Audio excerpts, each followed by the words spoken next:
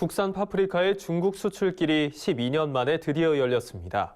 수출 비중이 일본에 집중된 국산 파프리카는 일본이 수입 규제에 나설 경우 타격이 클 수밖에 없는 품목인데요. 이번 중국 시장 진출을 계기로 수출 시장을 다변화하는 데도 도움이 될 것으로 보입니다. 이현경 기자가 보도합니다. 농업계의 수건이었던 국산 파프리카의 중국 수출길이 열렸습니다. 농림축산식품부는 최근 이재욱 농식품부 차관과 왕링진 중국 해관 총서부서장이 한국산 파프리카의 대중국 수출을 위한 검사 및 검역 요건에 관한 양해각서에 서명했다고 밝혔습니다.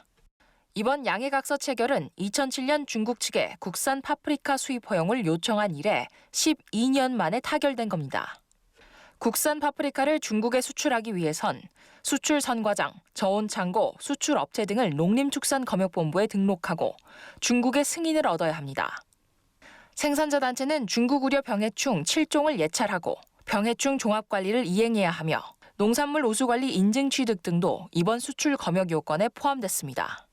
현재 226농가가 생산한 파프리카를 선별 포장하는 19개 수출 선과장이 중국의 최종 승인을 기다리고 있습니다. 중국 수출이 우리나라 전체 수출 2위 시장이기 때문에 앞으로 확장 가능성도 크다고 봅니다. 그래서 그런 검역협상 타결을 통해서 새로운 시장을 만들면 앞으로 현재 1억 불 못 넘기고 있는 파프리카 수출이 1억 불을 넘기고 더 커가는 데 크게 도움이 될 것 같습니다. 이번 검역협상 타결은 파프리카 수출 시장을 다변화한다는 데 의미가 큽니다. 우리나라는 해마다 파프리카 수출 물량의 99%를 일본에 의존하고 있기 때문입니다. 지난해엔 31,920톤 가운데 무려 99.5%를 차지하는 31,775톤을 일본으로 수출했습니다.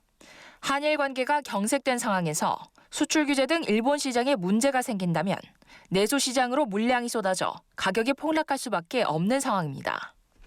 지난해 우리나라 농식품 수출액을 보면 일본이 13억 2,400만 달러, 우리 돈 약 1조 5,400억 원으로 가장 많고 이어 중국이 11억 1,000만 달러로 두 번째를 차지했습니다. 현재 중국은 일본에 이어 우리나라 농식품의 제2수출국이지만 성장 잠재력이 크고 국산 파프리카에 대한 관심이 높아 파프리카 수출 편중을 완화하는 데 효과가 클 것으로 기대되고 있습니다. NBS 뉴스 이현경입니다.